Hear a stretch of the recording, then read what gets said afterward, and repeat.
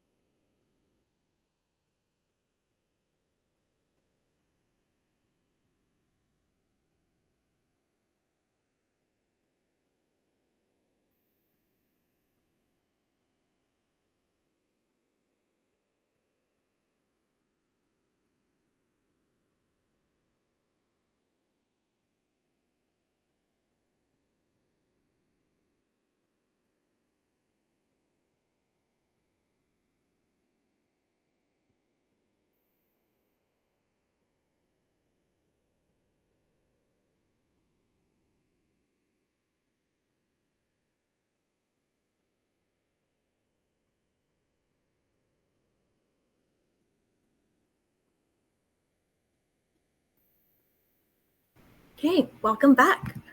So I'm going to go over next slide, please. Very quickly of the itinerary today, I'm going to give a brief intro of what Girls in Research is, an overview of today, our key components of our program, and a little bit of the presenters. Next. So this is one of my favorite quotes. For most of history, Anonymous was a woman. Yet when one reads of a woman having one of the great minds, one asks, has she read? Has she studied? It becomes evident that she has not only read and studied, but has also found the courage to break through the obstacles placed before her. This is from Virginia Woolf, In a Room of One's Own. Next. Girls in Research, we are the world's first global and virtual research and tech incubator for high school girls. We focus specifically on empowering tomorrow's innovators today. Founded by Cambridge and Harvard alumni, each one of our scholars are paired with the top 1% of global working researchers to create an original research project. Next. Today, we have over applicants from over 50 countries. Over 800 students have applied to our programs, with enrolled students in 30 countries in our very first year, as well as our very first group of cohort that graduated last year in June. So it's been officially 1 year since we started Girls in Research. Next.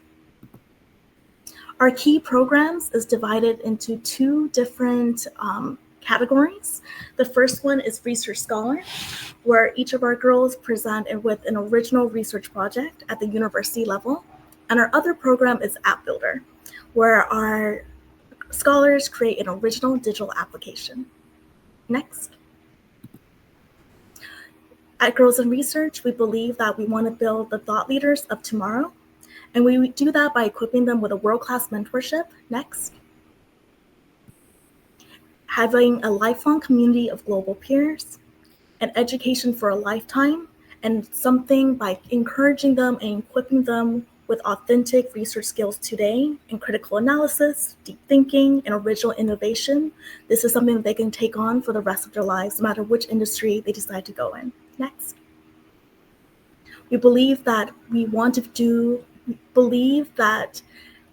create an incubator where girls can join in no matter where they are in the world, as long as they have internet connection. And there's a power of research in every domain, from social sciences to natural sciences to design to business. Next. The Girls in Research program is kind of tailored under three core creeds. The first one, we have no geographic restriction. As long as you have internet connection, you're able to access our program entirely. We are entirely virtual. We have no subject restriction. Our Research Scholar program is offered in 6 different tracks with over 130 subjects offered. If there's an idea that you're curious about, we can offer you a mentorship within that track. Our App Builder program for those interested in creating their own original application. And at the end, no innovation restriction. Every single graduate finishes with an original university level critical research project. This can go from a literature review to a research proposal to solution-oriented digital application. And they also have a presentation that puts them in a real life setting. Next. This is distilled into 4 core aspects. The first one is one-on-one mentorship sessions with a global top 1% postgrad researcher. So you work with a subject expert in the scholar's specialized field of choice. The second is college level research workshops. These are expert workshops to build critical skills. This goes everything from what is a literature review, to research methodology, how to give a research presentation, to understanding within the different fields, what's the differences between social sciences and natural sciences, and etc. Girl and Power Talks from women leaders, exposure to successful female role models in diverse fields, maybe perhaps in a field that you've never even heard of. And lastly, peer-to-peer scholar and our community building events, from metaverse, after events from our talks to also our demo day programs. Next. All of our mentors are the top 1% global researchers that are working today. All of them would come from the Ivy League in the US and Oxbridge in the UK. The majority of our mentors are coming from Cambridge and Harvard. Next. I think the most important part of Girls in Research is belonging to a community of girls your own age, no matter where you are in the world, and understanding that where you are in your idea, it matters, and we want to be able to grow it as far as we can. Next. Our alumni have already made incredible strides. We've had girls who's been accepted to research publications. We've had girls who have been given national awards and won international competitions as well. We've had girls who've gone on to launch global initiative with girls they met through the program. We have had girls build their own research tools and much more.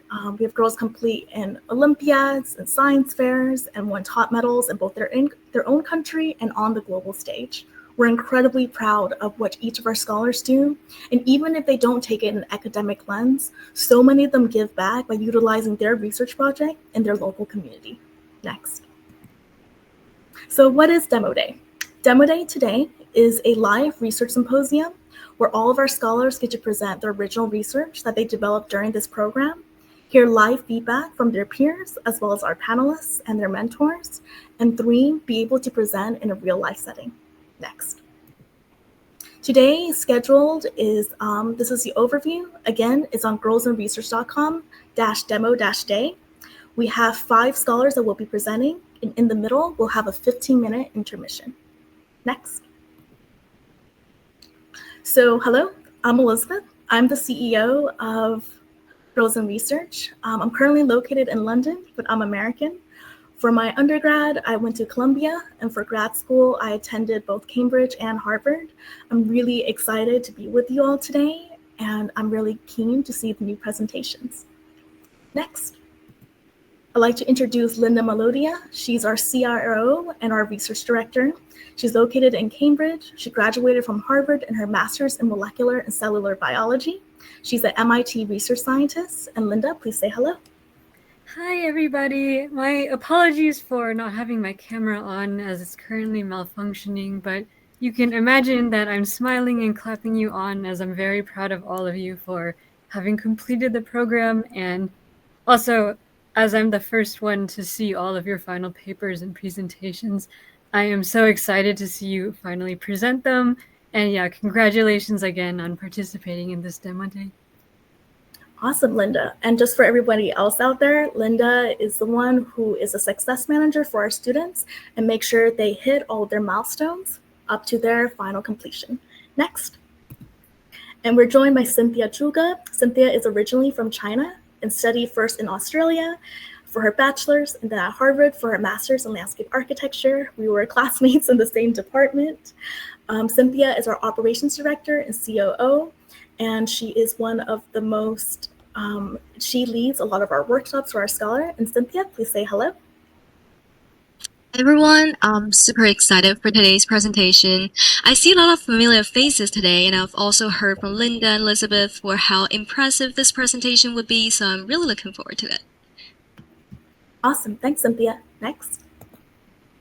Girls in Research will not be possible without our extended team with Daniel Y, who did his PhD at Cambridge as our CFO, Anna Pugsley in Philly as our program director, who studied at UPenn, Samuel, our Director of Education and Culture, who is at Cambridge, as well as our GIR Senior Advisory Panel. I want to give a big shout out to Laura Snowden. She was the former Harvard University Graduate School of Dean of Students for the last 30 years, and she was instrumental in helping GIR come to where they are today. Next. The first featured panelist I'd like to introduce today is Drake Pusey. He is the Senior Advisor in Girls in Research. He is the CEO of the company The Volition Project. He's also a professor lecturer at Harvard Graduate School of Design. He's the expert in residence at Harvard Innovation Lab. My personal mentor. I actually had to win a competition just to be able to have him as my mentor. He's a graduate of Harvard himself with his bachelor's in visual environmental design. And today he has led positions all over the Cambridge-Boston ecosystem. And Drake, super happy to have you here. Thank you. It's always so inspiring to hear from Girls in Research. And next, we're also joined by Dr. Christina Cho. Cho holds a doctorate in education leadership from the Harvard Graduate School of Education and also a master's degree in urban education from the University of Pennsylvania. Today, she works as the executive director of Summer Reach Philly, one of the 5 sites in a national nonprofit dedicated to providing students with high-quality mentorship, transformative opportunities, and empowering secondary students all over the country. So, Cho, welcome, and we're excited to have you here today. You know, as a former science teacher, this is just so exciting for me. And Elizabeth, it's so cool to see what this has become. I'm so excited to hear from all of you and excited to learn alongside you all. Amazing. Welcome, Cho, and we're excited to get going. Next. So as of right now, that is for the intros. Happy to see all of our participants' faces, our alumni faces in the audience, as well as new members who decided to join us for today. At this point, we're going to call our very first presenter up to the virtual stage. I want to welcome Liliana. Liliana Fabianová. She's 16 years old. She's located in Presov, Slovakia, and she was mentored by Linda Melodia at Harvard. And Liliana, please turn on your microphone. The stage is yours. Hello, everyone. Can you hear me okay? Okay, so let's dive into my research.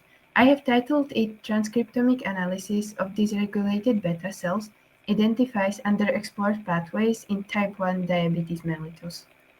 Next. So, firstly, why is this important?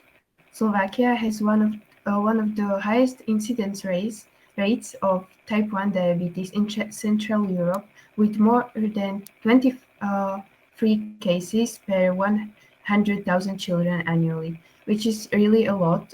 And this is really a problem for adolescents and children who suffer from this disease. Next. So, what is this disease? It's an autoimmune disease in which the immune cells mistakenly attack the pancreas, where are beta cells which are responsible for insulin production. This requires a lifelong insulin administration because beta cells cannot regenerate. Next. So I had 4 key objectives in this study, which I will explain along the way. Firstly, I needed to choose genes which are associated with this disease.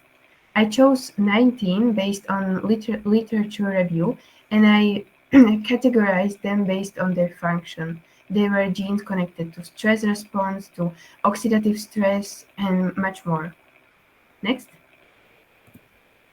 The second objective was fulfilled by training 3 different machine learning models: Random Forest, SVM, and XGBoost.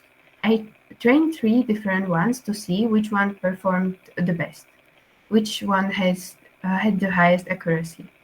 This showed out to be XGBoost. This is the model which has shown 84% accuracy, and results of this model I used later in the analysis.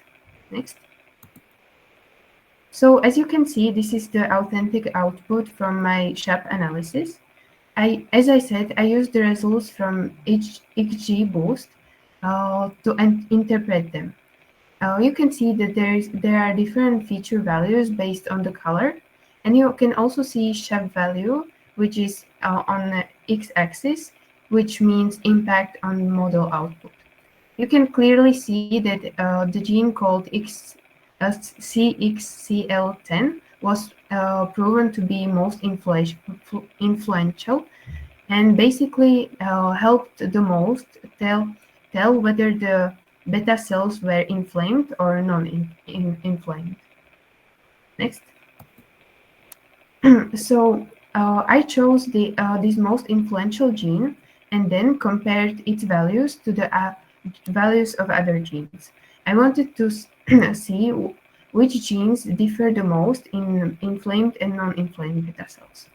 Apart from CXCL10, there were 5 other genes which I considered significant because their SHAP value showed to be more than 20% of the highest SHAP value observed, which was, as you have seen before, CXCL10.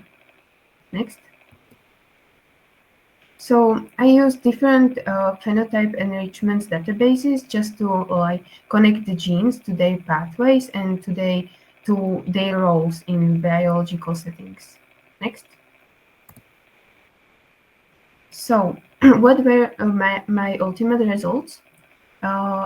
CXCL10 was shown to be most influential and was connected to 13 different immune pathways. And it was shown to be some kind of bridge between immune cell recruitment and beta cell targeting.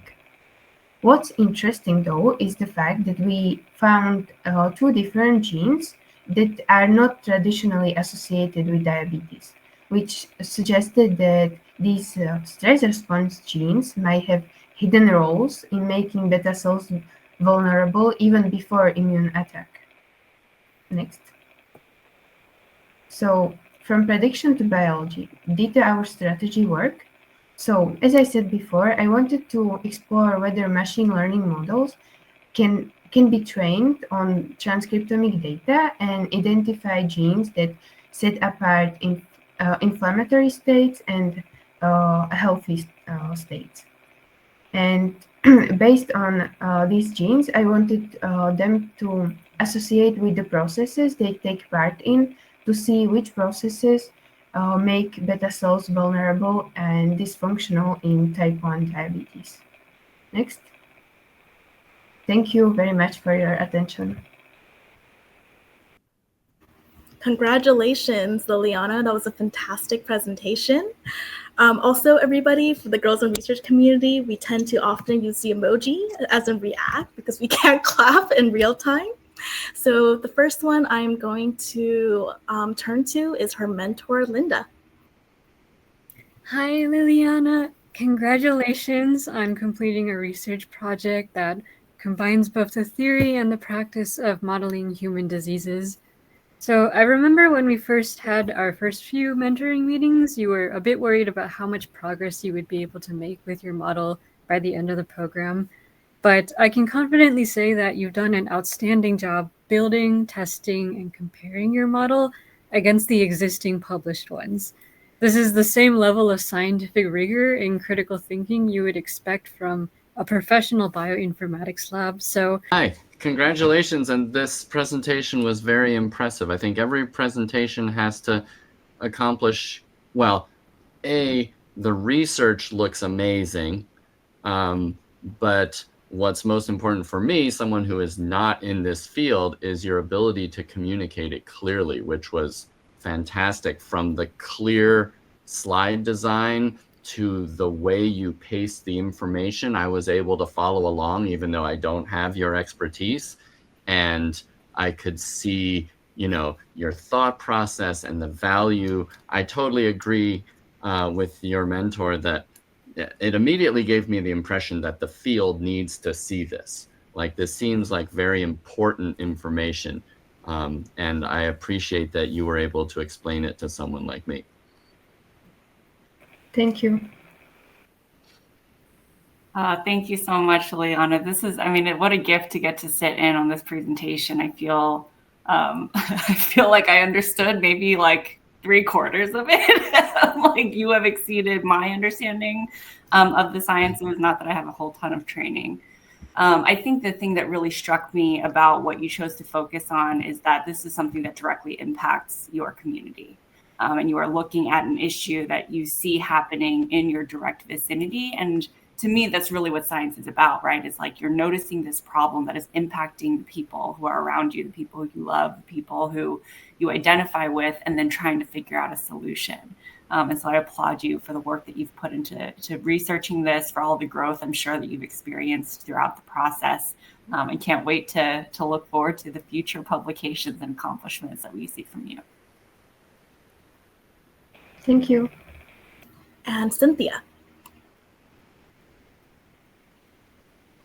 Liliana, this is super amazing presentation. Yeah, I'm also not in this field, but I was like, this is one of the most impressive presentation that I see, that you can really comprehensively gather all the information and you were able to compare them. So I can definitely see that you apply some of the skill set that we learned from the workshop, which I really appreciate too. And I also love how your talking speed that is at the undulation, which you can see that, which is really easy to follow, and I can totally get the key point that you're talking about. So congratulations again.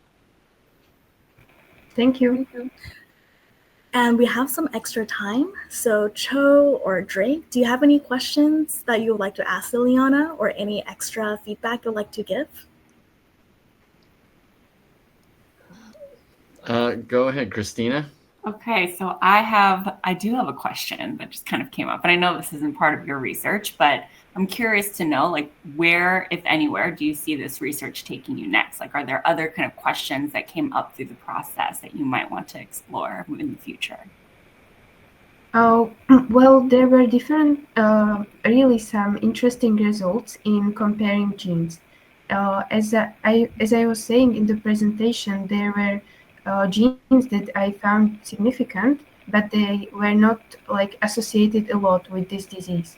So I would like to learn more about them, and perhaps pursue this topic further to see how stress makes beta cells vulnerable even before the immune attack, which really is something new, because In the past, it was thought that immune attack is responsible, but now it's believed that beta cells attract the immune system, which makes them responsible because they use chemokines that attract these immune cells, and so they are more or less responsible for their own destruction. And that's what is really now researched a lot. So cool.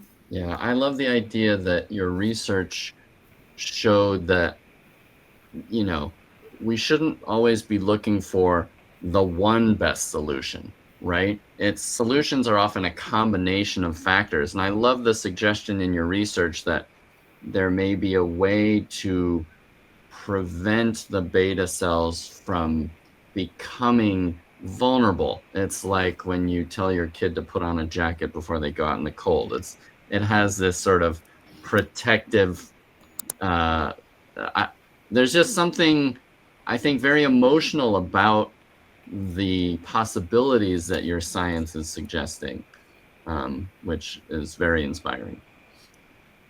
Thank you. It definitely is, because this disease, I think the worst on this is that it affects children and adolescents the most. So if there was a way to prevent it, it would mean really a lot to thousands of potential patients that are not even adults yet. I also just wanted to say that for everyone out there, Liliana, with her project, she won a gold medal at the Science Olympiad in biology, and was also accepted with a scholarship to one of the top universities in Slovakia. So we're incredibly proud of her. I'm incredibly proud of you. I also know it's not easy going first. And also to everybody in the audience, if you want to ask a question to Liliana, please raise your hand using the chat emoji, or you can type it in the chat, and you can also ask a question as well. So at this time, Liliana, I'd like to present to you your graduation certificate for your project, the transcriptomic analysis of dysregulated beta cells identifies underexplored pathways in type 1 diabetes mellitus. I'm so glad I wasn't commenting this because I could barely pronounce your project's full name correctly. Congratulations for a project well done, as well as for completing the program in the natural science track. Thank you. Okay, amazing.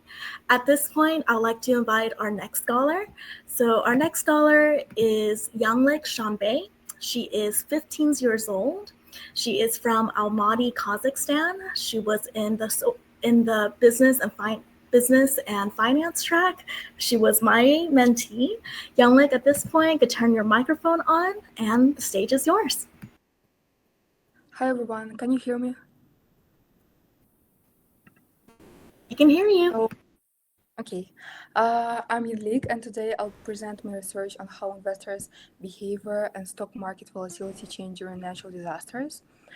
This comparative study focuses on Japan and Chile, examining how cultural, social, and psychological factors shape market reactions in crisis. Next. Introduction to the problem. We tend to think of natural disasters only when they happen to us or someone close, but financial systems feel the shockwaves too, often immediately.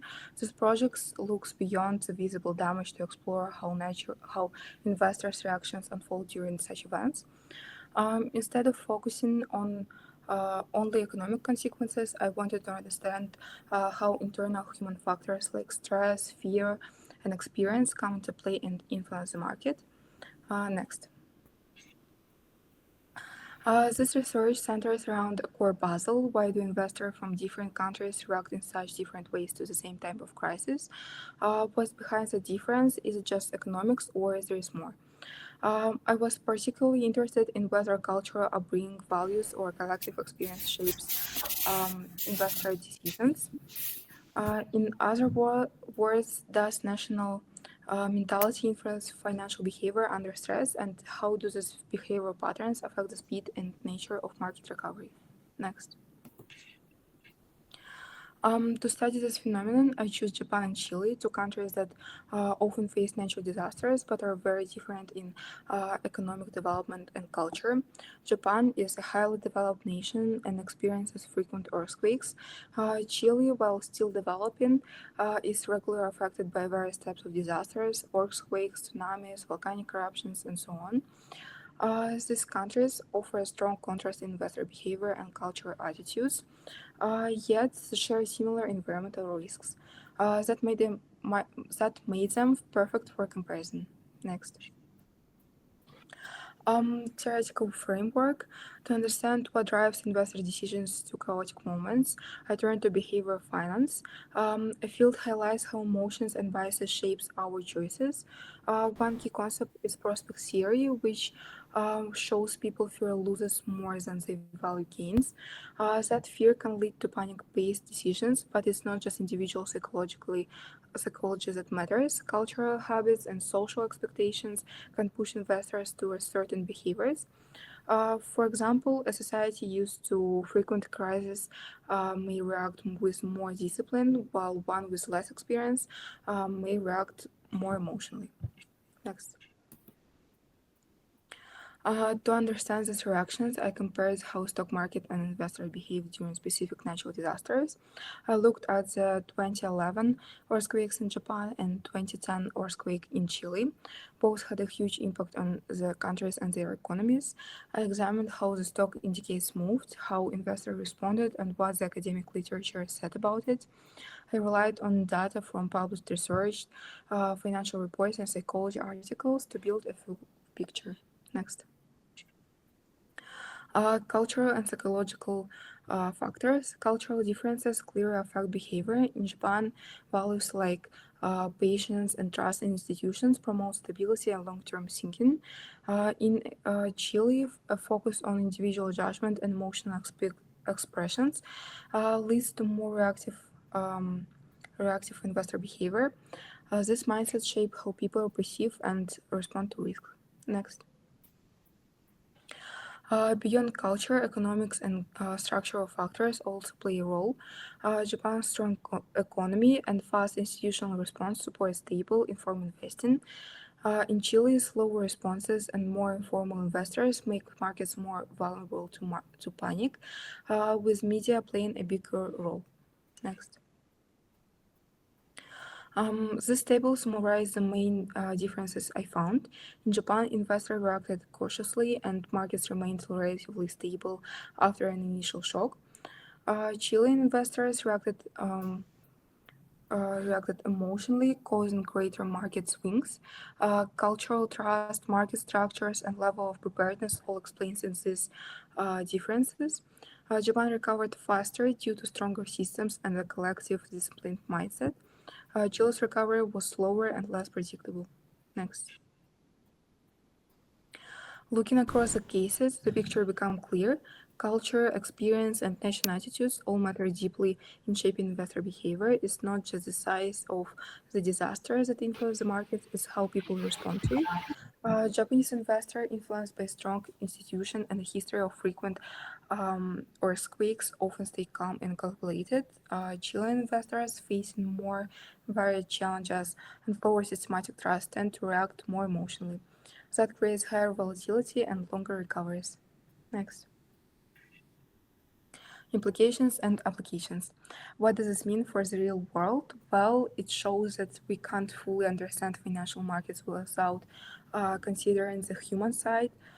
Cultural and psychological traits influence market stability, and financial planning must account for that. For investors, it's a reminder that local behavior patterns matter when operating globally.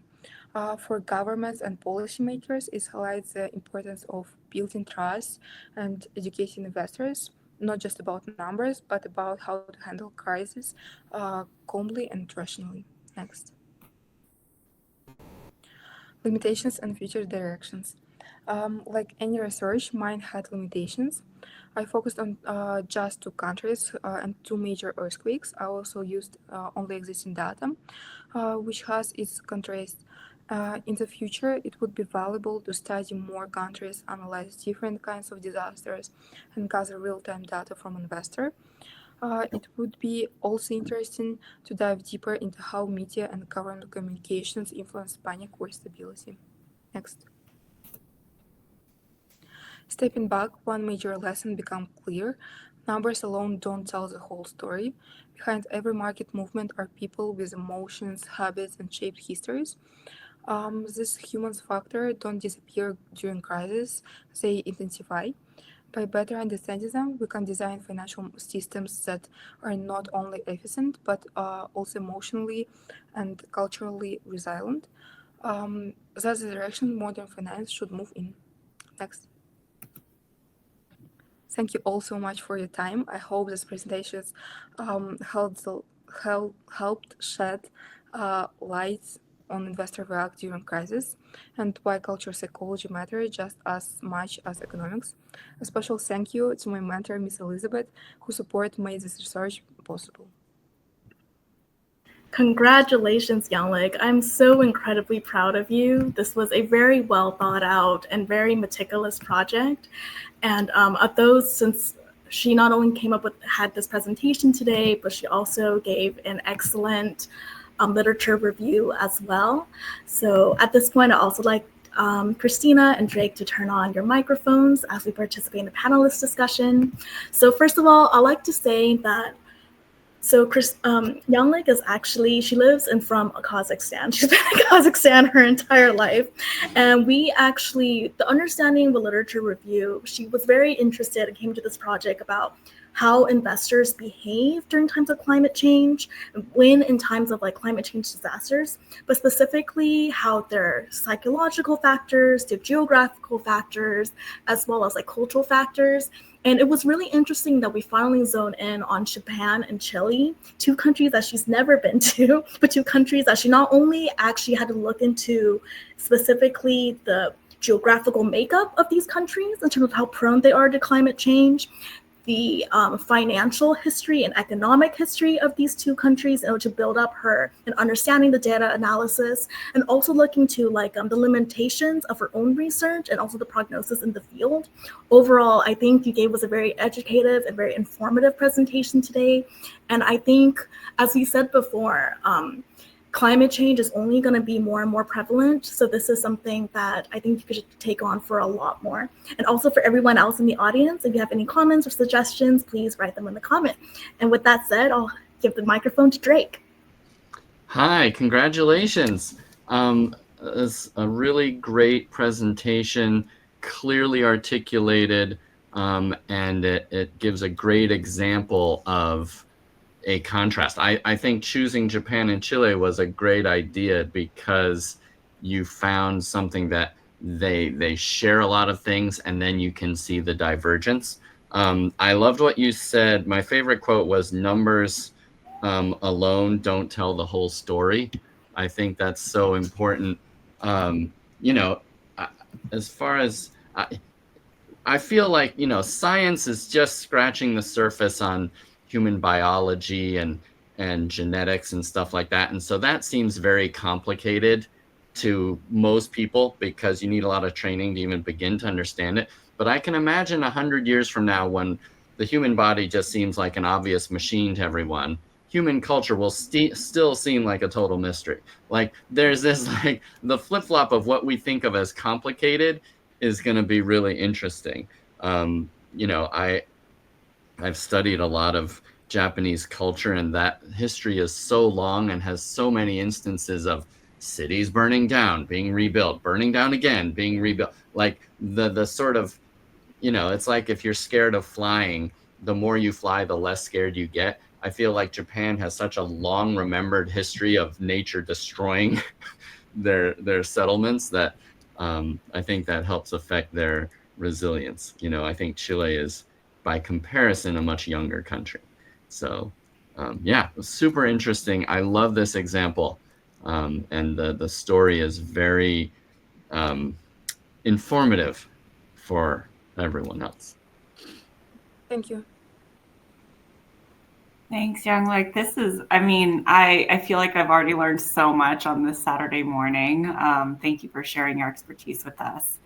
I think the thing that strikes me the most is first off, your kind of multidisciplinary approach to researching this topic, right? It's not just about the finance and economy, but it's also about human behavior and psychology.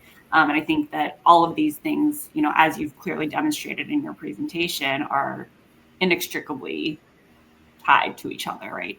And so I appreciate this perspective.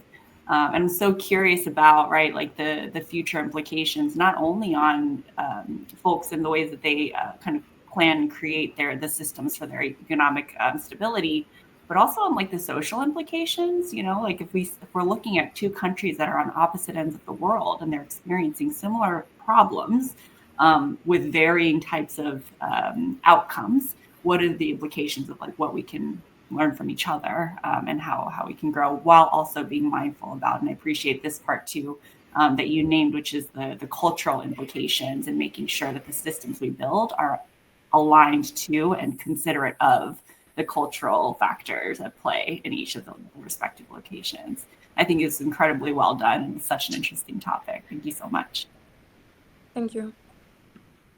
I just wanted to say, as your mentor, so we didn't just land on Japan and Chile. We didn't actually hone in on Japan and Chile until halfway through Yenglik's program. She looked at data reports from all over the world. We looked at earthquakes in Kazakstan. We looked at fires happening in San Francisco. We looked at typhoons happening in New Orleans, to tsunamis happening in Chile, to earthquakes happening in Japan. And then we started to think about what are some very distinctive psychological patterns that we're seeing like around the world geographically, and also similarities as well. So I really want to give kudos to the breadth of work it took to actually hone in onto these very distinct cultures, not only understanding their economic patterns, but also understanding the social fabric that makes up to these very mundane everyday reactions that goes way larger when we look at it at scale. That said, I wanted to ask one last question to Yenglik. What was the finding that you enjoyed the most coming out of this project? I think the most lovely one was actually just that numbers don't tell the whole story.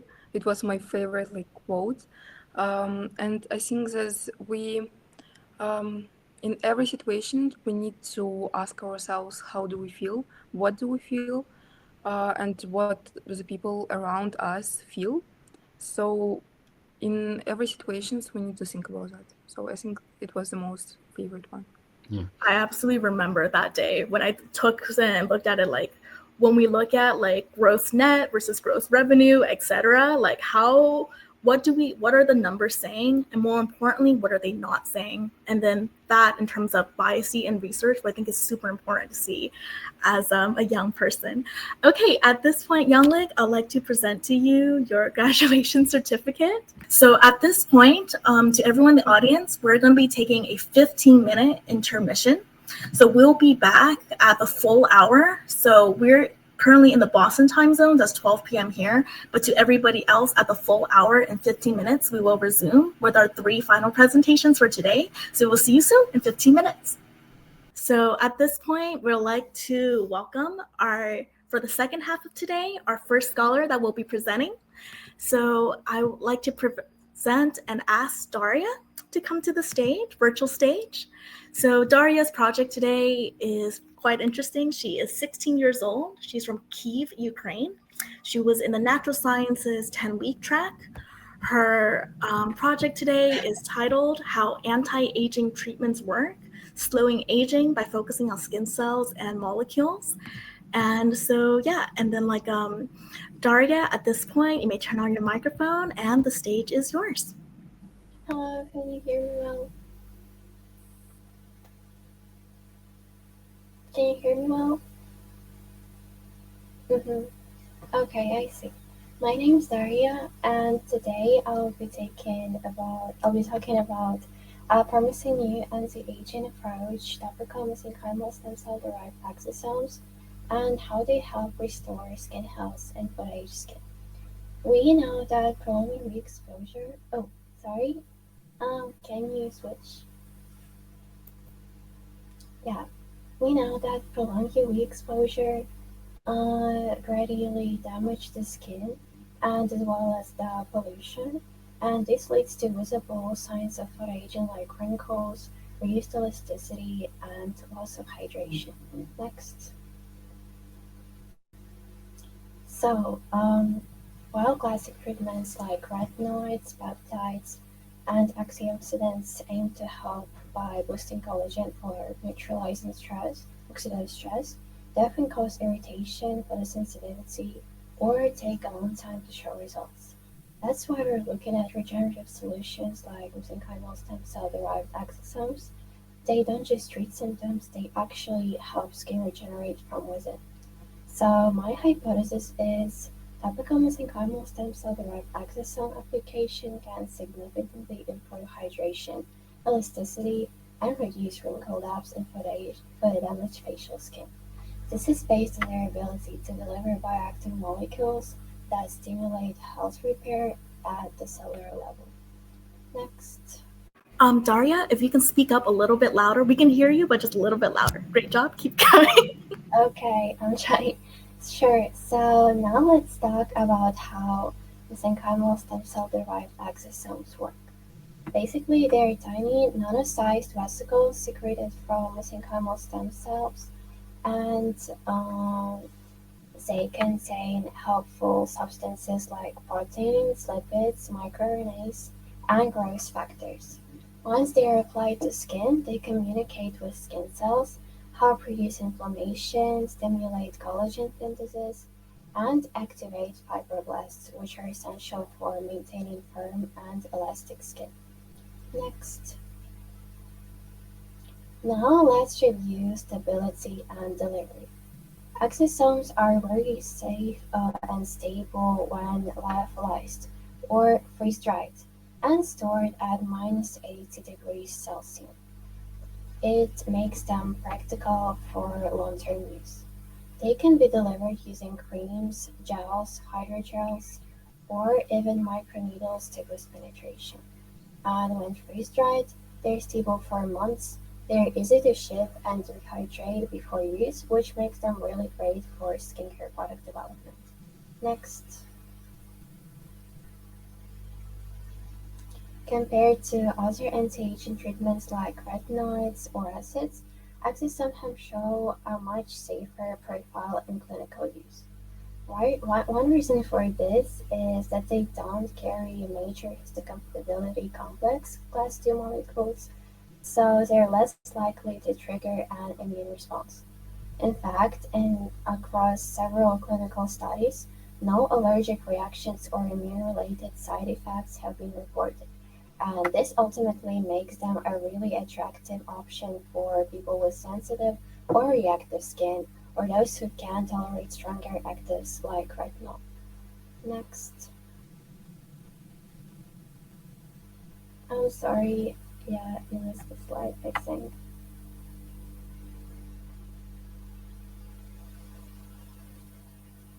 Yeah, sure. Looking ahead, there are a few important areas where more research is needed. First, we need long-term safety studies to understand what happens with chronic use over time. Second, we should work on improving delivery systems, like including better creams, patches, or microneedles to make treatments more effective. And finally, there's a real need to bring down the cost so that these treatments can be more accessible to everybody. And in terms of application, exosomes could be also used as an adjunct therapy, working alongside existing treatments to speed up results, or even as a standalone therapy, not just for photoaging, but potentially for acne scars, eczema, or other skin issues where regeneration might be needed. Next. To sum up, mesenchymal stem cell derived exosomes offer a real promise for treating photoaged skin. They hydrate, firm, and renew skin from the inside out. Still, there are some limitations like high costs, and need for more long-term safety data, because the progress is really exciting and making them quite a great option for um, having them in as a skincare ingredient. And still, with more research and better technology, this treatment, in my opinion, could soon become part of our everyday dermatology. Okay, thank you for listening. Congratulations, Daria, on a really project well done. At this point, I'd like to invite her mentor, Linda, at Harvard to turn on your microphone, as well as Drake and Christina to turn on your microphones as well. I just wanted to say, first of all, I remember meeting you, Daria, in your first interview when you interviewed for the program, and you were really interested in neuroregenerative solutions for skincare. And I think this is a very timely problem, as now we have increasing sun exposure and etc. So I thought this overall was a really beautiful presentation, really well articulated. With that said, I'd like to turn over the mic to your mentor, Linda. Thank you so much. Hi, Dariia. My congratulations to you on completing an outstanding literature review with a multifaceted approach to skin health. And since I've read your final paper, I know the presentation is only a minor fraction of the sheer amount of information that you compiled to study exosome treatments. What I'm most impressed by is how thoughtful you are in weighing the reliability of data based on sample size, experiment type, patient context, and a lot of other factors. I think that in a field as big as clinical trial research, this kind of thinking will really help you stand out and have a sharp mind in considering the complexity and design of different treatment types for skin diseases. So yeah, congratulations again on a wonderful presentation. Thank you so much, Linda. Thank you for guiding me throughout this process. I also just wanted to say that to everyone in the audience, you can also, if you have a question or a comment, you can write in the chat. We have from Isha, one of your fellow scholars, that you had an incredible presentation. So yeah, I'll turn the microphone to Drake. Hey, Christina, you want to go first on this one? No, I like this flow that we got going. Okay. I have to admit that your presentation has done a lot to change my mind about the skincare industry. I've often thought of, skincare as having a lot of pseudoscience built into the marketing, but to look into it and see the actual science that is in there is changing my mind, and I really appreciate that. I also really appreciate the fact that you said, what more is there to do, right? No one research project solves a problem. They're all baby steps in the sort of everlasting flow of progress. So I really like how you have a clear understanding of what the research means going forward. So I thought that was very valuable. Thank you so much. Thank you. Thanks, Dariia. This is so I'm Korean American, and as you may know, Koreans are very, very deep in on the skincare industry, and so it's cool to see this other perspective and approach to potentially providing some really impactful care for our skin. And I think it's not just a cosmetic thing, right? This has real kind of health implications. Our skin is the largest organ in our body. We got to take care of it and got to make sure this continues to rejuvenate. So I appreciate this focus that you've taken. And I think there are some, not only are there scientific implications, but there's a huge demand for continued growth and learning in the skincare and dermatological industry. And so I'm curious to see where this could lead you next in terms of not just the scientific progression, but also market implications. Yeah, that's really interesting, and I think it actually has a lot of potential. So we're going to notice any details and probably maybe continue this research, as this topic is really interesting for me. Thank you for your review. We have some time for another question. If Drake, Cho, if you have a question you want to ask, for me, I just want to ask Dariia. I think you came into this program with a lot of interest in this field, but coming out of it, where do you think you have learned? Which is one thing you think you've learned the most about yourself or through the research process? That's actually a really interesting question. It doesn't come with science, but more of a personal opinion.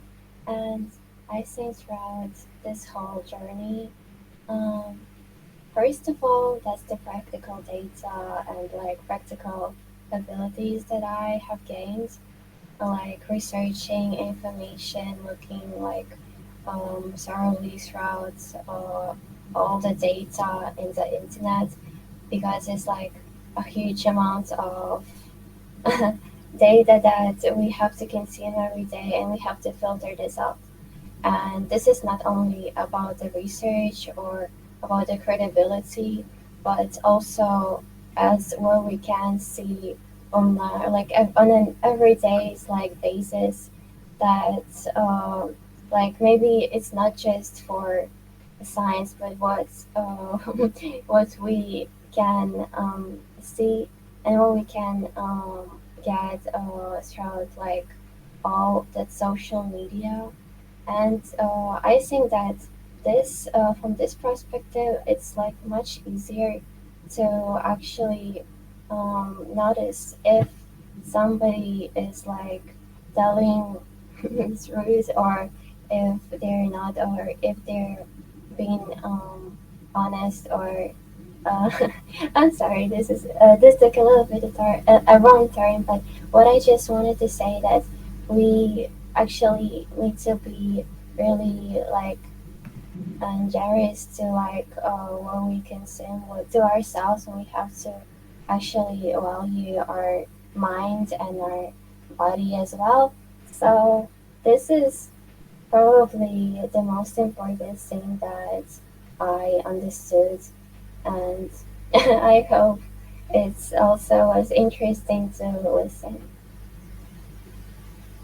Absolutely. I think that was really well said. And I think one of the critical skills that you kind of brought up as well was learning for yourself about how to make educated like opinions about what you see through media in every form, and being able to actually assert and understand there's so much information and so much media being thrown at you, and being able to actually make critical digestions of it. So great job, and great kudos to your mentor Linda as well.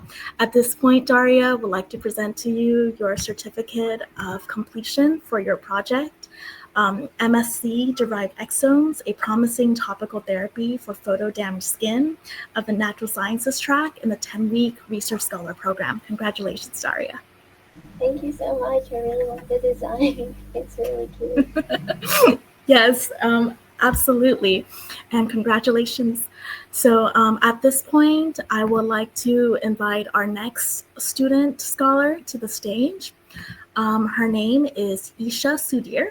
She is 16 years old. She's from Seattle in the United States of America. I think it's like very early morning right now, like 8 a.m. in Seattle. For her project, The Cognitive Playground, a novel approach and to simulating group theory dynamics with LLMs for therapist training, client simulation, and interaction modeling, as mentored by Sajia Darwish, a PhD student at Harvard. Isha, at this point, please turn on your microphone. The stage is yours. Yes. Hi, everyone. Is my audio okay? Okay, great. Hi, thanks for the introduction, Elizabeth. Yes, I'm Isha, and the project that I was looking at today was pretty focused in like the behavioral sciences, and I'm also in the tech track, so I got to work with LLMs as well. Next slide, please. So the problem that we're looking at, it's really a combination of problems, I guess, is the best way of putting it. In the United States right now, there's a huge concern about the mental health infrastructure and treating clients who might suffer with various mental health illnesses. And one of the main problems right now is therapist training. So being able to actually ensure that every therapist that we send out into the world is prepared for as many situations as they possibly can be, as well as allowing therapists to help actually modulate group therapy outcomes and ensure that their clients have positive outcomes through therapy sessions. And there's also the client side issue, which is that therapy in general is extremely expensive for the average American. So a great way to help combat that by lowering the prices for therapy would be to actually do group therapy. And when coupled with different therapy approaches like cognitive behavioral therapy, group therapy actually becomes incredibly effective, not only cost efficient, but yielding better patient outcomes. So with the use of AI models, I tried to make a virtual environment in which we could solve all of these issues. Could we go to the next slide, please? Okay, so solution. Sorry, click through, thank you. So the solution was to build something called the Cognitive Playground. And in the simplest essence, the Cognitive Playground is a virtual environment which allows us to train therapists, allows therapists to practice group therapy to help reduce the cost for therapy for clients, and also a feature called Click to Modulate, which actually allows therapists to change different group therapy scenarios and to help improve patient outcome. And then, of course, to track and improve patient outcome. So it's a very basic visual, but essentially you can imagine that each of those people there are different LLMs. So they're conversing with each other through something called role assignation. So there are 3 different AI models that will take on the role of a client, which is like a patient. And then there's another AI model which will take on the role of a therapist. Next slide, please. Okay, so experimental pipeline, and then next slide. So there's quite a few steps, and some of them were done bilaterally, but firstly was to develop standardized scores. It's very hard to quantify something as unquantifiable as therapy, but it was important to try and do that through linguistic analysis because we really wanted to track how well the model and the virtual environment was performing. So I did that parallelly to developing the Cognitive Playground. And the second thing was to do model acquisition. And so that means just getting the models and actually differentiating them. There are a lot of different LLMs that I could have used. So I tried to compare them through using similar metrics. And then also I ran human evaluations, which I'll discuss briefly, to try and see how close our models were performing to real humans. And then testing in the Cognitive Playground and future works. Next slide, please. Okay, so one more slide. Okay, perfect. So on the screen, there are the 3 main scores that I used. They were developed from standards from Harvard University and the Beck Institute, which is a nonprofit for cognitive behavioral therapy. So the 3 main scores, the therapist efficacy score was used to actually test how well the model could role play a therapist. So it got a score based off of how closely it performed to Harvard standards for a real practicing therapist. And then the session success score was to actually evaluate the Cognitive Playground itself through each experiment. How well does the Cognitive Playground actually facilitate group conversation and help patients improve their coping strategies and improve patient outcome? And then the client presentation score was client side. So looking to see if the AI models that role play a client could actually role play a client well, similar to the way that a human would. Next slide, please. So this is the model differentiation. So if you see on the left side, that's looking at the client side differentiation. So there are 5 different factors like adherence to group CBT. So how well can the model actually perform this type of, or act in this environment for this type of therapy, and then emotional regulation, self-awareness, and introspection. So all of this was done with different computational linguistic strategies. So we were just kind of developed a list of 30 different questions based off of the session success scores and the therapist efficacy scores you saw earlier, and ran them with all of these models. So that was client-side focused, and they were scored by hand, so it's not entirely unbiased, but they were scored with the same benchmarks that Harvard University uses to test their therapists before they allow them to practice therapy. And so on the opposite side, I actually switched that up. The client side was used from the standards for Beck Institute. So that's what they use to evaluate a client to see if they could be a viable candidate for group therapy. My mistake. And then the other side was the therapist differentiation. So this is where we did the exact same thing, 30 questions, but focused on the therapist training. These were from the benchmarks from Harvard University, and they were graded by hand. So yes, there is a bit of bias, but it was similar to the grading style as we could get as what Harvard does before sending their therapists out into the real world. And as you can see see here, the darker colors denote better performance on the different questions. And Claude actually outperformed the other two models that we used, so decided to go forward with Claude 3.7 Sonnet. Next slide, please. So these are the human evaluations. It was very important to see if we could make sure that our models are as close to a human could perform on the same 30 questions. So this is the client-side comparison. And as you can see, the overall score was actually the exact same between Claude and humans, very surprising. The only differentiation was the model slightly performed worse on the emotional regulation and presentation, which is understandable. And surprisingly, the AI model performed better on active listening and engagement. So it had better, well, I guess maybe not that surprising, because it had better retention when we asked it about client history than the real people did. So next slide, please. So results and analysis of running the cognitive playground itself. The main thing that we usually would look for in a group therapy session is actually speaking time distribution. It's very important to see how much different participants actually converse in a group therapy environment. So the client A, B, and C don't look at specific client scenarios, but rather are averages for the different role plays that we ran in the virtual environment. So this is 30. These are the scores that you see on the screen are the average of 30 different cognitive playground scenarios that we ran. Unfortunately, our therapist actually has the largest speaking time distribution right now. But one of my future improvements is to try and see how much we can actually modulate speaking time distribution. Firstly, I ended up doing that with client A. It started off with 12% speaking time distribution. I wanted to bring that average up a bit higher. So now it's at 28%. And the way we do that is when we prompt the models through role assignation, we actually change it to say, I'd like you to start the conversation first, or I'd like client B to start the conversation first. And we do different tricks like that during role assignation to try and change speaking time distribution. So yeah, one of my future improvements would be to make that possible with just a click of a button rather than having to manually go in and say, we'd like to have you speak more. Yeah, and then as you can see on the right, these are all, this was what I was talking about with the computational linguistics. This is how we actually judged the session success score. So this is how we tried to look at the cognitive playground overall environment and see, okay, how much did this adhere to what we'd want in a real group therapy session, and how successful was it? So I don't want to delve too deep into all of these, but these are the average coherence scores that we got. And one of the most important ones was turn adjacency and thematic progression.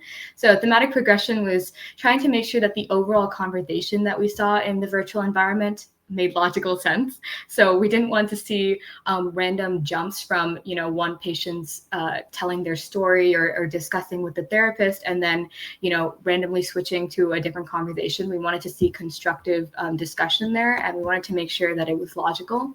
Then next was turn adjacency. So this isn't just speaking time distribution, but how logical was it in terms of which client spoke next? Was it natural enough? Was something that we really looked at. Next slide, please.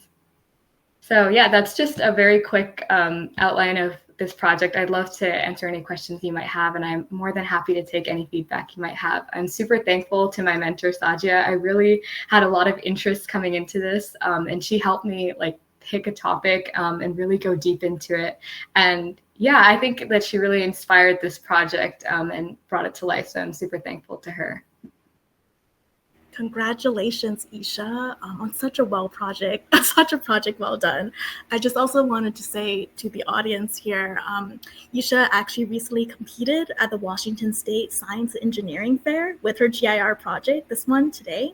And not only did she win first place in the behavioral sciences category, but she also won the U.S. Army Award for Excellence in Research and an $80,000 university scholarship. So I am incredibly proud of all the work you did into your project, but also putting it into a real life application and making an impact in your local communities. I'm very excited for this. And also your mentor, Sadia, even though she couldn't present today, she couldn't be here present, she did write me a message that she wanted that I'm going to read out loud on her behalf for Isha. So this is from her mentor, Sajia Darwish, who's a PhD student at Harvard. And she wrote, I've had the privilege of mentoring Yisha through Girls in Research, and I continue to be impressed by her intellectual curiosity, strong work ethic, and deep commitment to research that addresses real-world challenges. Her focus on simulating group therapy dynamics with LLMs is both personally meaningful and scientifically significant. Yisha brings such a rare blend of personal insight and academic rigor to her work. She was inquisitive, proactive, and deeply motivated to make a difference throughout our time and mentorship together. I'm super proud of you, Isha, and I cannot wait to see you shine in the future. Love, Sajia. And at this point, I'd like to turn to Christina and Drake. You could turn on your microphones and go ahead. Hi, Isha. I am not at all surprised that you won the competition. This is amazing work. I teach at in the Harvard Master of Design Engineering program, and I think because your project has a tech track component to it, your research looks a lot like or on par with the research that my students typically do in their final capstone project. You've prototyped something, you've tested it, you've measured it, you have an idea of what is working and what more needs to be done. I love the fact that you're working on the speaking time breakdown, and the therapist is talking too much, which I'm sure is a stage in therapy, in real life therapy training, is like, therapist, like, back off. I love how it proves that the simulation is simulating, right? It's like a trainee. It's pretty great. What my students would do next is sort of take this into the real world and talk about how it can be used in an educational setting or in a clinical setting, or how does it all play? Like, does the AI therapist get replaced with a human therapist when as a almost flight simulator for group sessions or something? Would a brand new a student in school use it differently from someone who's been doing one-on-one therapy forever but is now getting into group therapy? Like, those types of user segmentations, I just see such a great road ahead for you, and I hope this is something that you will continue to pursue, because there's an aura of life's work in this project for you, I think. Thank you so much.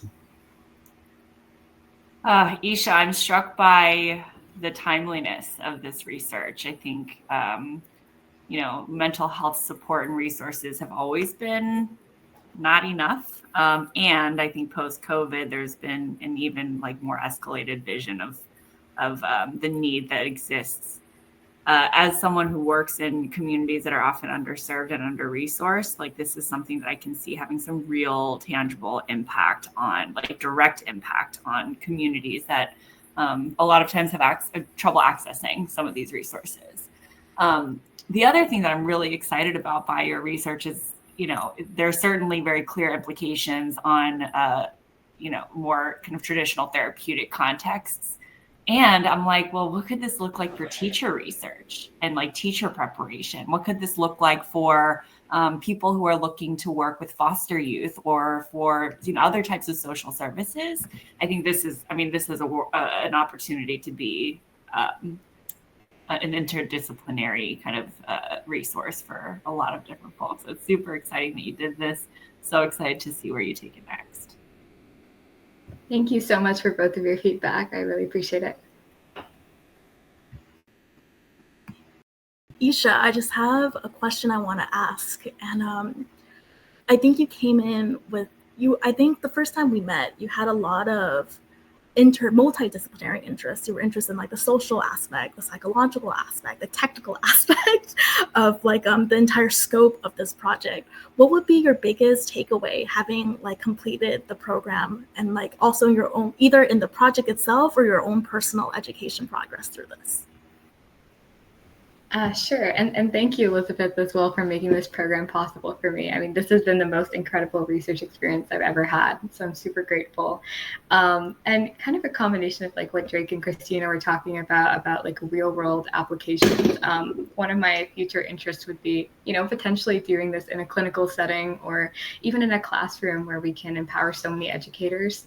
But I think the number one takeaway that I learned from this project, beyond just all of the lit review and the social sciences aspect, was how much systems thinking can help bring a project to life.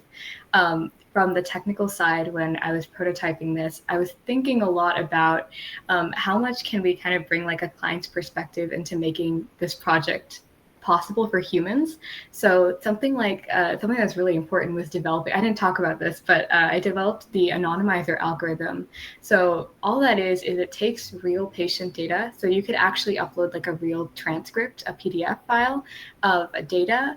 And what it does is it actually scrambles all of the information that's not considered essential to the virtual environment. So it could allow real patient or real therapists to use patient data and run simulations and try to improve patient outcome in a virtual environment where no one can get hurt. And so that like step-by-step thinking, that was really facilitated by my mentor, really like inspired me to think deeply about that. But I think that was so valuable. And now I find myself thinking about that in all of my projects. So that was really inspiring. I think that was my biggest takeaway, how to think very deeply and systematically. Congratulations on a fantastic project and a great job well done. At this point, I'd like to present to you your certificate of completion for the Research Scholar Tech Track program. All of our certificates are bespoke, so we have made this a little techie for you as well for your project, The Cognitive Playground, a novel approach to simulating group therapy dynamics with LLMs for therapist training, client simulation, and interaction modeling. Congratulations, Isha. Beautiful, thank you. And also, there's a point that Drake just made. If Drake, you want to say that point out loud very quickly, see in the chat. Christina really opened my mind to all the other places where this type of trained simulation could work. And Isha, when you mentioned, being able to practice in a low risk environment for a high risk environment, it made me think about court cases where you could simulate the jurors, or high level negotiations, whether State Department or business, where you could, learn as much as you can about the other party, train that into the AI, and then run your negotiations and find out like, oh, if I ask for this, I'm going to fail. If I ask for that, it's going to work. Like all of that sort of stuff. Like you're getting into like a way smarter version of The Sims, like a usable like human simulator. It's pretty great. That's a very brilliant idea. Thank you. Yeah. Also, just like to say from the audience, from Dr. Burke, great job, very thorough and well considered. And from Dr. Cho, the possibilities are endless. So yeah, at this point, I would like to welcome our next presentation. So our next presenter, her name is Layla. She is 18 years old. She's from Almaty, Kazakstan. She was in the Research Scholar Program, Natural Sciences track, the 10-week program, and she was mentored by Dr. Christine Major-Stiles at Imperial College London. So Layla is actually in this exact moment competing in the Science Olympiad in Kazakhstan right now. So we'll be watching a recorded presentation of her project. Hello everyone, my name is Layla. I'm 18 years old from Kazakhstan, and today I'll be presenting my literature review on how two common viral infections like HSV-1 and SMV might contribute to the development of Alzheimer's. So this work explores an emerging but still controversial area of neurodegenerative research. Okay, so problem. The problem is Alzheimer's is a devastating neurodegenerative disease that affects millions of people worldwide. Despite decades of research, its exact cause remains uncertain. So traditionally, the focus has been on the amyloid beta plaques and neurofibrillary tangles in the brain, the hallmarks of the disease. So these protein deposits damage neurons and disturbs communication, leading to the memory loss and cognitive decline that characterizes AD. But recent studies suggest there might be more to the story. emerging research is starting to point towards a different angle, such as infections, especially viral infections. And they might play a significant role in triggering or worsening Alzheimer's disease. This is where HSV1 and SMV come in. They can remain dormant in our bodies for years and reactivate under certain conditions, such as stress or weakened immune system. So, the hypothesis. Could latent viruses be a missing link? So, Alzheimer's disease is one of the most devastating neurological conditions we face. It is responsible for 60 to 70 of all dementia cases and currently affects over 57 million people globally. So traditionally, the main risk factors we've studied include aging, family history, and lifestyle conditions like the poor cardiovascular health. And of course, the ApoE4 gene has received a lot of attention in the genetic studies. So, despite the decades of research, we still don't have a cure or even a truly effective disease-modifying treatment, right? And that's why scientists are now exploring more unconventional angles. And one of the most promising but controversial areas of research involve infections agents. So this raises an important question. Could these viruses be contributing to the neurodegenerative process, especially in genetically vulnerable people? And that's what my literature review aims to explore. And, okay, methods. So to research this subject, I used search engines like Nature, Google Scholar, PubMed, to learn about some of the most clinical cases, new studies, and the various approaches to tackle this topic. And I used key terms including herpes simple virus statistics, viruses in the brain, virology and Alzheimer's, and many more. So I read papers specifically focusing on AD, SMV, HSV, and ApoE as well. And I also considered the combinations of these subjects and to draw the links between them. So I focused on research articles from the year 1964 to the year 2023, 2024, 2025, so the most recent ones. I began reading the earliest paper first, working gradually through the most recent ones, comparing the hypotheses and tracking down the new findings. So, the HSV1 and SMV's role in the Alzheimer's. So let's look at what the literature review actually shows about these viruses and their possible roles in Alzheimer's disease. First, HSV1. It is incredibly common. Over 90% of the global population will be infected by the old age, and once in the body, HSV1 stays dormant in nervous cells, especially in trigeminal ganglia and central nervous system, and can reactivate periodically. So studies have consistently found HSV1 DNA in the post-mortem brain tissue from Alzheimer's patients.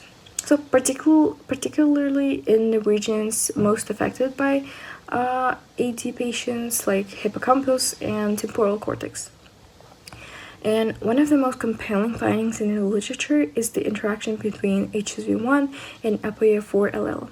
ApoE is a gene involved in cholesterol transport and neural repair, and people who inherit one or two copies of the 4 allele variant have 2 to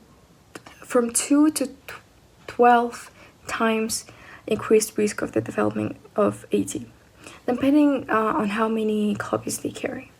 But here's where it gets even more interesting. Research by Itaka and others have shown that in individuals with both HSV1 infections and the ApoE4 allele, the risk of developing Alzheimer's is dramatically elevated.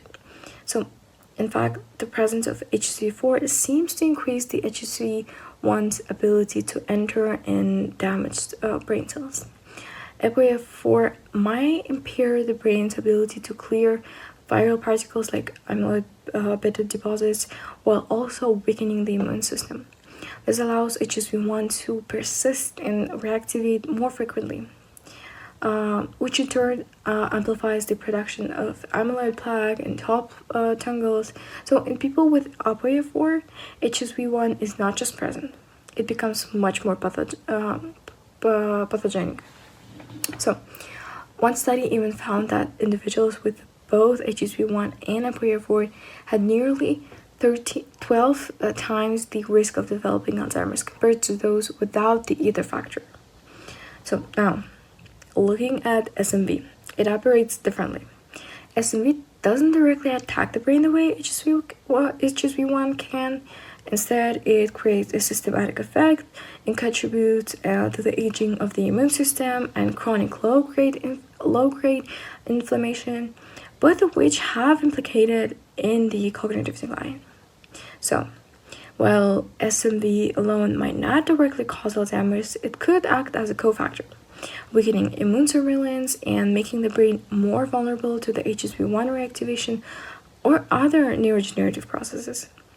So, in short, HSV1 may be the match, ApoE4 allele might be the gasoline, and the SMV the wind that fans the flames. So, together, they may accelerate or intensify Alzheimer's pathology in ways we're only beginning to understand. So, why would this matter, and why this matters, and what we don't know? So, the viral hypothesis opens exciting new possibilities for prevention or treatment, like antiviral drugs. However, the field is still undivided. So, some argue these findings are correlative, not causative, highlighting the need for further research, and this viral hypothesis opens exciting new possibilities for prevention or treatment. So the future directions of this whole research and the conclusions. What does it all mean? So it suggests that Alzheimer's might not be purely a disease of misfolded proteins or aging neurons. It could be also influenced by infections. This new perspective opens up an exciting potential for prevention and treatment, right? For example, if we can confirm that herpes viruses contribute to Alzheimer's, antiviral drugs like acyclovir might one day be used to slow or even prevent the disease at all risk population. That said, it is important to recognize the limits of what we currently know. Finding viral DNA in Alzheimer's brains doesn't automatically prove the virus caused the disease. It's possible the virus simply reactivates as the brain deteriorates. More clinical trials and long-term studies are needed before we can see for sure how strong the link is. To wrap up, my literature review highlights a promising and often overlooked area of Alzheimer's disease: the connection of herpes viruses and neurodegeneration. So, I'm incredibly thankful for the girls in research for the ability to carry out this literature review, and I am incredibly thankful for their matching with the best mentor I could have ever had. It was such an enrichment experience for both myself as a person, as an individual, and myself as a future scientist. I hope you liked my presentation, and I wish you all the best. So yeah, there you have it. That was Layla's amazing presentation, and she was mentored by Dr. Christine Stiles, who is currently at Imperial College London as a postdoc. And Christine wanted to say on her behalf, it's been a pleasure working with Layla these last few months. She's a bright and motivated student, and I hope she achieves her dreams with attending university. Good luck, Layla, with all the applications and everything you do in the future, and keep following your passions and interests in science. So at this point, I'd like to give the spotlight to Linda, her success manager. We can, as with the panelists, have like a short discussion about this project. So Linda. Yeah, so I'm congratulating Layla from afar.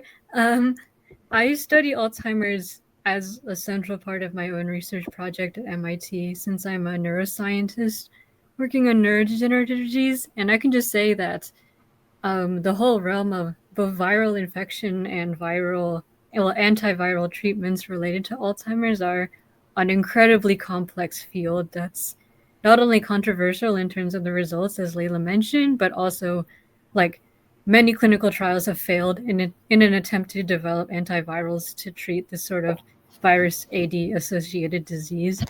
And so the thing I appreciate most about her presentation is just the fact that she has this multifaceted approach to considering the unconventional factors that often go undiscussed in relation to the pathways that viral diseases take in Alzheimer's progression.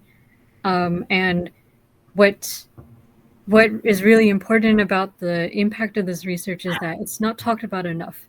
I think a lot of scientists are very risk averse in this field and tend to focus on other things like protein-based or other types of non-viral related treatments for Alzheimer's.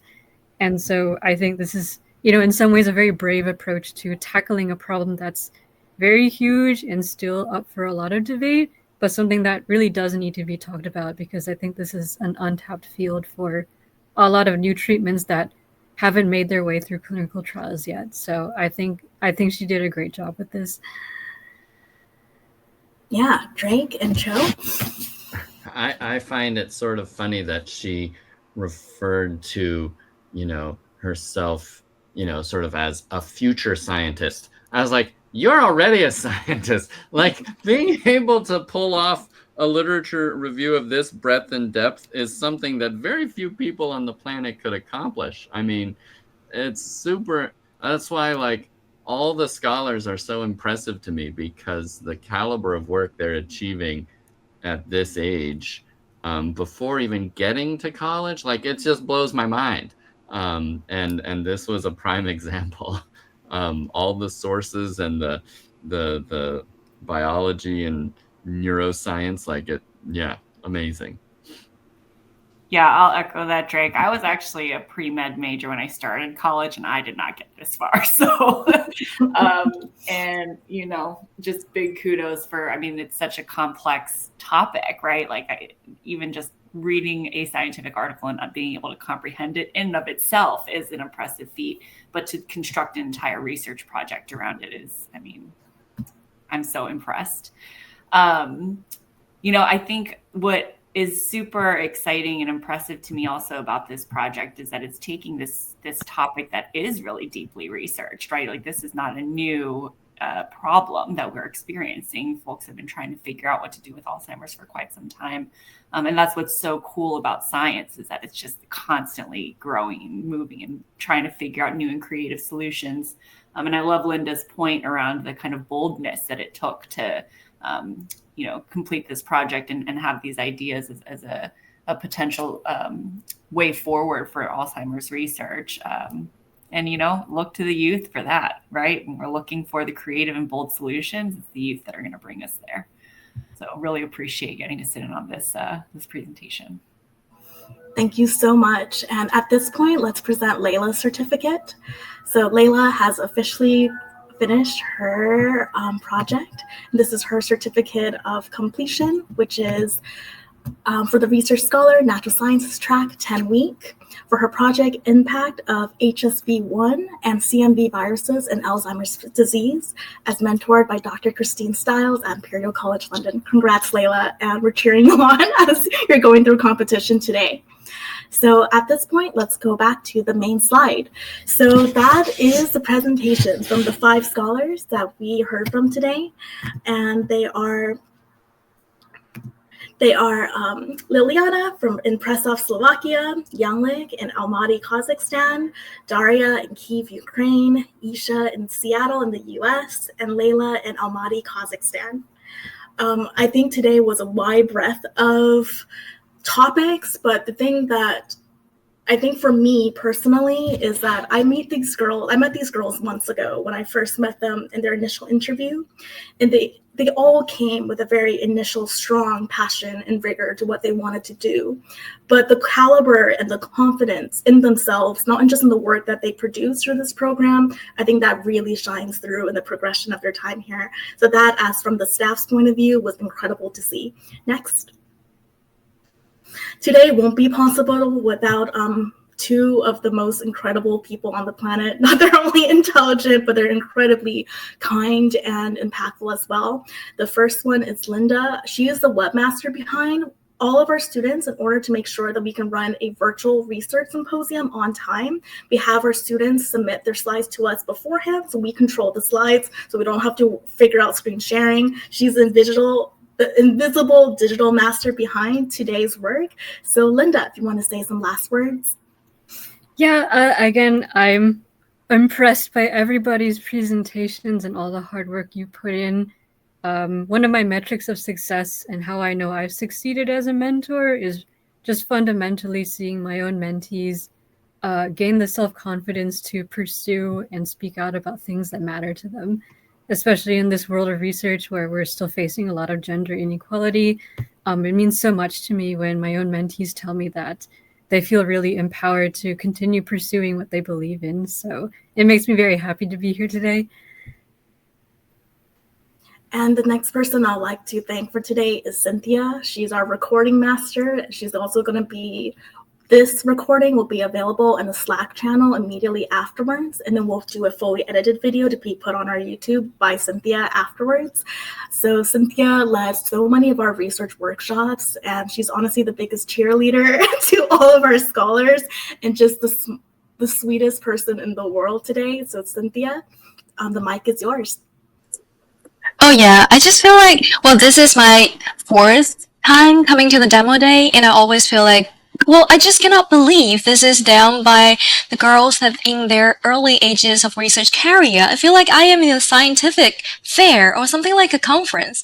Well, I'm just like, I really love to see all this wide range of different topics we bring out today. For example, the diabetes and also Alzheimer's treatment, and also the potential personalized skincare treatment, the comparison of the stock market in Japan and Chile, and also the large language model something. I feel like this wide range of topic, they're all tied into not just only because of their initial research interest, but it's also about the curiosity that they bring out to the program, regardless of their ages and their stages of where they are at in their career. I just feel like this is the courage and the conviction they bring out to the field, to the stages, to everyone around the world. We are gathering here for this very special event. I just feel like this is such a meaningful and really comprehensive demo day that we can draw a really successful conclusion for this demo day as well. I just feel like this is really visionary. It's not just impressive, as I just mentioned at the beginning of the demo day. It's really visionary. I love it. Thank you, Cynthia. Next slide. Like I said, this wouldn't be possible based on our extended team members. There's a lot more that goes behind the scenes, and it's with so much support of everyone as a team. I'd like to give the microphone to our first panelist today, Drake, who's been my mentor for GIR for like the past year, and also our panelist today, Drake. I mean, first of all, thank you for basically giving me inspiration for free. Hearing from all of you, not only do I learn things about science and society, but it also, especially at this time, gives me hope for the future of society and the planet, because just the amount of talent and passion in the youth is amazing. So thank you so much. I love being a part of this. Thank you, Drake. Also, everybody, don't leave. We're not done yet. We're not done yet. So, and then, yeah, with that said, I'm going to give the microphone next to Christina. Yeah, I'll be really quick. You know, it's always so, I'll kind of follow on this inspiration train here. As an educator, as someone who works directly with youth on a regular basis and has for the past 13 years, it's always such a great reminder to get to share space in these types of contexts of, you know, just create the opportunities, and the youth will really rise to the occasion. So thank you for for inviting me today. Thank you for allowing me to be a part of this. And to our presenters, thank you for sharing your wisdom and your expertise with us. I'm leaving feeling really fulfilled and inspired and excited about what this next generation is going to bring us. Thank you, Christina. And next.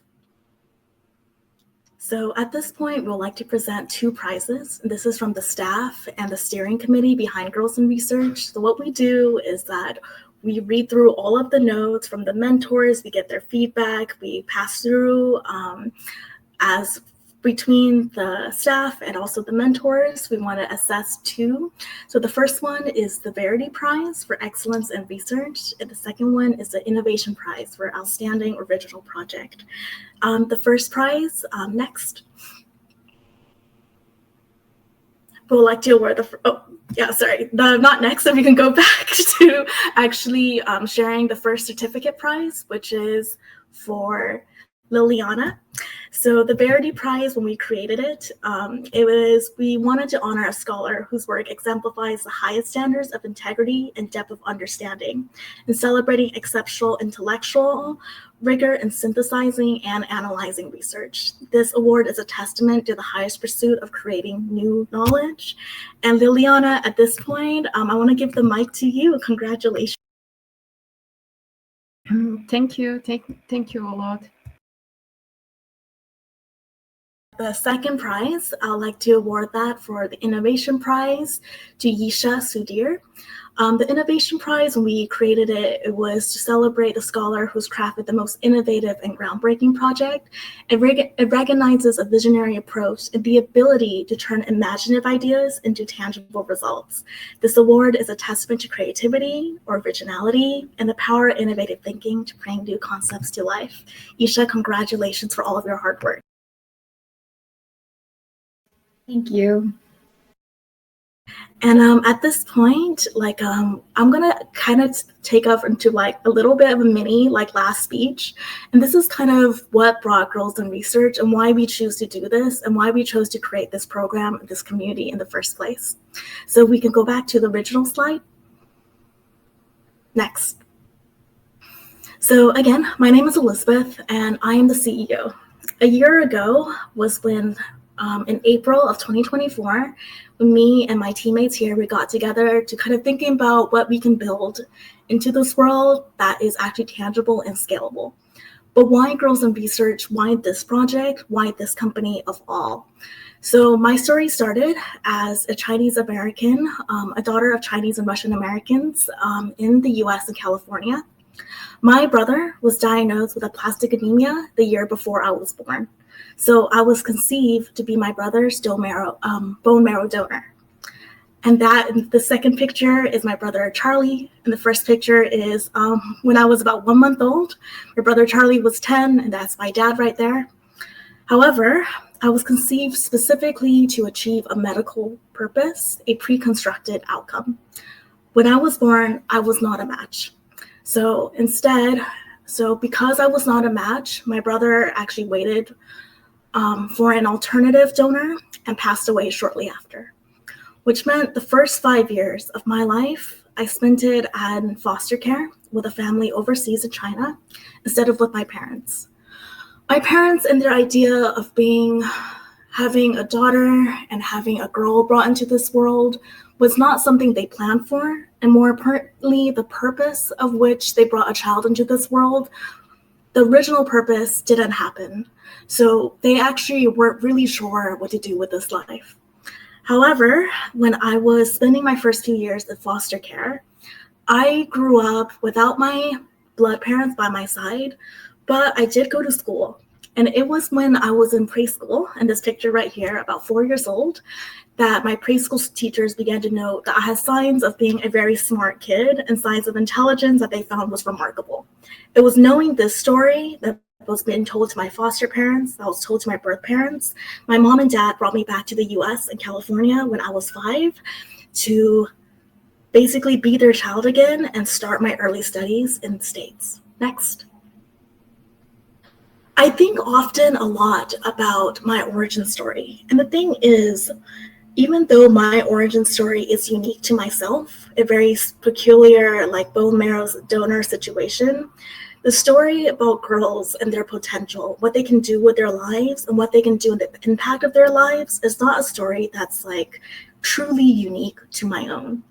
But I think for myself, growing up, I always wondered is there something more that I should be doing? What should I be doing? And more importantly, what is the purpose of my life in terms of my family and my community at large? And my parents were immigrants. They didn't speak English. And even though we were in the US, the most powerful country in the world and the richest state in the country, I actually often would go to school feeling like I was behind. And as many of our scholars know today, all of our scholars actually, except for one, were born outside of the States where English wasn't even their first native tongue. However, in school, I really found myself because of my teachers. I had some teachers that absolutely hated me, but I had some teachers that absolutely believed and loved that I was a really small girl, but with a really big brain. Because of my high school counselor, Mrs. Whittington, I decided to take a step. I wanted so bad to see the world. And because of her belief, her passion, and her commitment, I was doing really bad in biology when I was a teenager, when I was the age of our scholars today. She was like, but you're great in history. Do that, run in that, go for it. That eventually took me to Columbia in New York, Cambridge in the UK, and then at Harvard in this last picture where I met Cynthia and Linda. And even though I'm in London right now, I'll be back. I still live in Boston, I still live in Harvard. That changed the trajectory of my life. Was it education that so much opened these doors? Possibly halfway part of it. But the other part, the most important part, was that at a very critical point at a juncture where I was making these huge life decisions, someone in my community helped me, believed in me, and told me that my potential is the most powerful thing. And even if I was just a 16-year-old at that time in California, so unsure of myself, it made me realize that I don't even understand my own potential yet. I have no idea about the impact my own life will make towards others. Next. It is because of this belief that me, my friends, Daniel and Anna, and later joined by Cynthia and Drake and Linda and everyone else that made Girls in Research possible, we realized that we have a huge problem today. In an age oversaturated by AI and the artificial, we're actually in a crisis of not focusing on ingenuity. Because the thing is, brilliance exists everywhere. Whether that's in California or Kazakstan or Ethiopia, the systems often fail to recognize or grow it. Human potential is our most underutilized resource and something that we all have. It's carbon-free, it's infinitely scalable, and critically needed. Next. So at GIR, we're currently working on our framework, which we call ingenuity ecology. The 4 creed moments of this is that genius is not rare, it's misrecognized, and everyone has it. Brilliance exists everywhere, and especially at the margins. Systems shape who gets seen, supported, and scaled, and innovation should be human-powered and not gate-kept. We need to design ecosystems of problem solvers where overlooked people and ideas are not included as exceptions, but at the center. Next. We grew GIR from my studio apartment at Harvard over the last year virtually in the world, and we've become an unstoppable force with girls currently in 30 countries that are currently in our programs or have already graduated. We've realized that Girls in Research is a live prototype of the ethos that we believe in, which is ingenuity ecology, and that by equipping the world's brightest young women, often overlooked by traditional systems, of what it means to be young female scientists, a young female builder, we want to inspire and empower our girls because they already have everything within themselves to achieve whatever they want, to be the innovators, builders, and solution makers, but giving them the critical skills which they need to become informed thinkers, but also giving them a platform to showcase their own product results.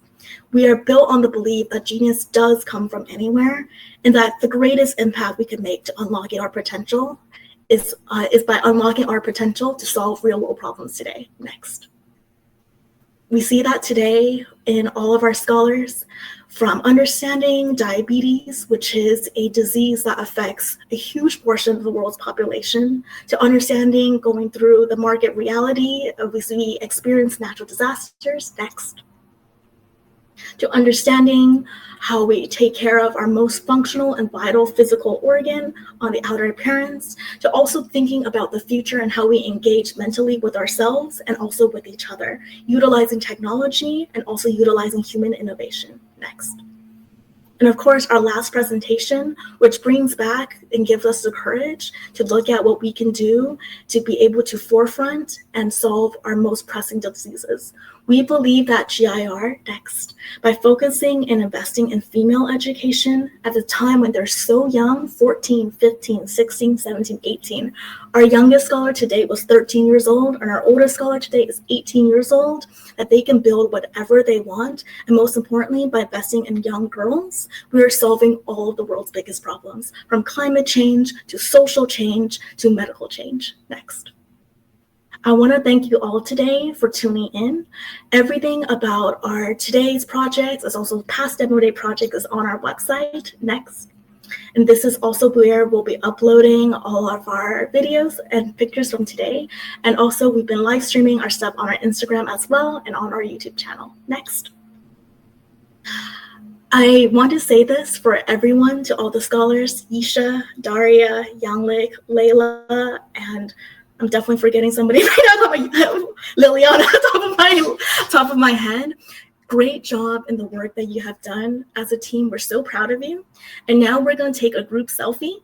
So at Girls in Research, I want everyone to please turn on your cameras, and we're going to do a selfie together. So very quickly. So this is, we're gonna, we're basically, how we're gonna do this is that we at Girls in Research, at the end of every single one of our virtual events, we always put jazz hands. It's because it's done virtually, we can't clap or scream, but we wanna show wherever we are, we're really proud. So if everyone could follow Cynthia's lead on doing the perfect jazz hands, I'll be taking a group selfie. So, all right. All right, ready? 1, 2, 3.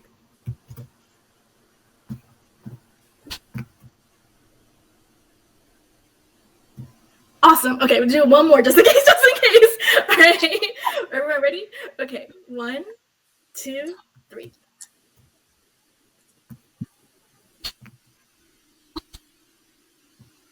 Okay, I got it. So congratulations, girls. Linda, to all the scholars today, Linda will be sending you your graduation handbook as well as the PNG image and video file of your certificate, so you guys can go and share that. We'll be sending that to you through Slack. We'll be posting the recording of this first in our internal Slack channel, and then we'll be posting the full edited recording on YouTube, so you can share it with friends and family. And then, so yeah, at this point, you're free to go. I would like to say, staff, please stay in the room for like a quick thing afterwards. But yeah, see you guys soon and have a great day.